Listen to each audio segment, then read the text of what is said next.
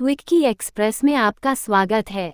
आज की कहानी है सिंहासन बत्तीसी की 20वीं कहानी ज्ञानवती पुतली की कथा।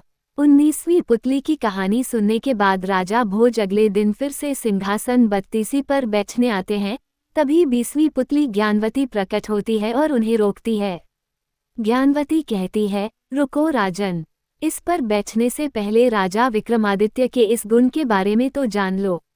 इतना कहने के बाद 20वीं पुतली ज्ञानवती कहानी सुनाना शुरू करती है, जो इस प्रकार है।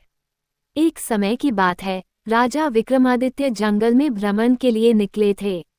इसी दौरान उन्होंने दो लोगों को आपस में बातें करते सुना, जिनमें से एक ज्योतिषी था। ज्योतिषी ने वहां मौजूद अपने दोस्त से कहा, मुझे ज्योतिष विद्या का पूरा ज्ञान प्राप्त है। मैं तुम्हारे भूत, वर्तमान और भविष्य के बारे में सब कुछ बता सकता हूँ। लेकिन उसके दोस्त को उसकी बातों में कोई रुचि नहीं थी।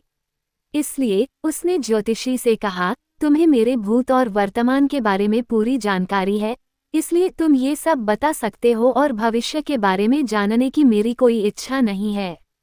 इसलिए अच्छा होगा अगर तुम अपने ज्ञान का बखान न करो। ज्योतिषी इतने पर भी नहीं चुप हुआ। उसने आगे कहा, जंगल में बिखरी हुई इन हड्डियों को देखकर मैं ये बता सकता हूँ कि यह कौन से जानवर की है और उसकी मृत्यु कैसे हुई। इस बात में भी उसके दोस्त ने रुचि नहीं ली। इसी दौरान उस ज्योतिषी की नज़र जमीन पर छपे पंजों के निशानों पर पड़ी। ये देख उसने कहा, ये पंजों के निशान किसी राजा के हैं, तुम चाहो तो इसकी जांच कर सकते हो। ज्योतिषी ने बताया, राजा महाराजा के पैरों पर कमल के निशान होते हैं, जो यहाँ भी हैं। ये बात बिल्कुल सत्य है। इस पर उसके दोस्त ने सोचा कि क्यों न इस बार ज्योतिषी की बात की जांच कर ली जाए, नहीं तो वो अपने ज्ञान का बखान ऐसे ही करता रहेगा। इसके बाद दोनों दोस्तों ने उन निशानों का पीछा करना शुरू किया और चलते चलते उसकी समाप्ति तक पहुँचे। वहाँ उन्होंने एक लकड़हारे को देखा। ज्योतिषी ने उससे अपने पैरों को दिखाने को कहा। जब लकड़हारे ने अपना पैर दिखाया तो ज्योतिषी चौंक गया। उसके पैरों पर वो कमल के निशान मौजूद थे। ज्योतिषी को लगा कि वह किसी राजा का ही पुत्र होगा, लेकिन शायद वो किसी कारणवश इस काम को करने के लिए मजबूर होगा। इसलिए उसने लकड़हारे से उसका परिचय पूछा। तब लकड़हारे में बताया कि उसका जन्म लकड़हारे के घर में ही हुआ है।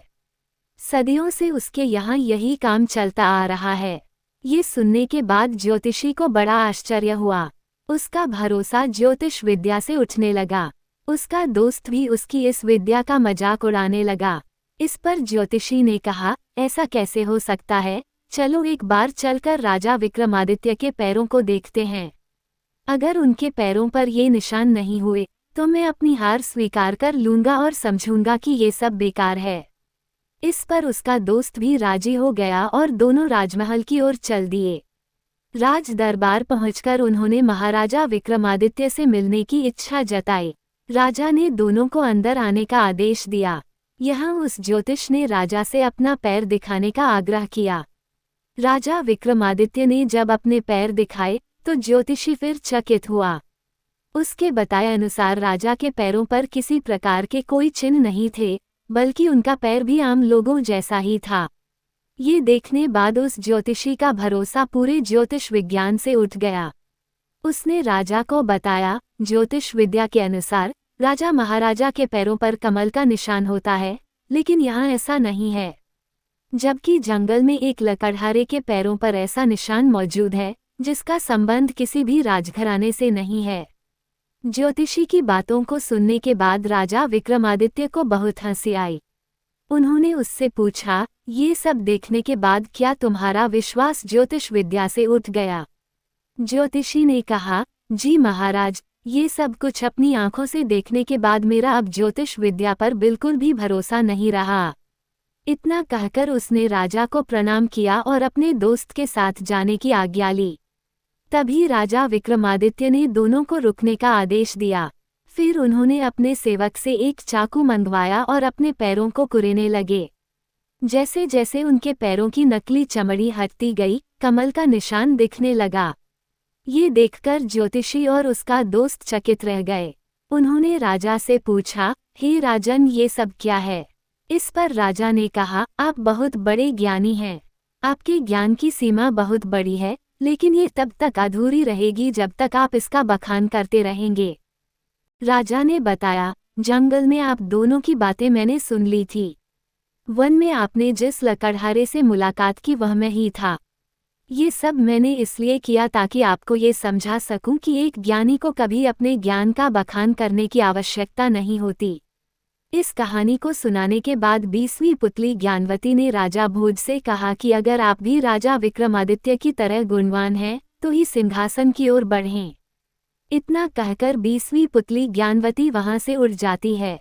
कहानी से सीख। इस कहानी को पढ़ने के बाद बच्चों हमें ये सीख मिलती है कि इंसान को कभी भी अपने ज्ञान का बखान नहीं करना चाहिए। जिसके पास ज्ञान होता है वो कभी उसका प्रचार नहीं करता है, बल्कि समय आने पर अपने ज्ञान का इस्तेमाल करता है।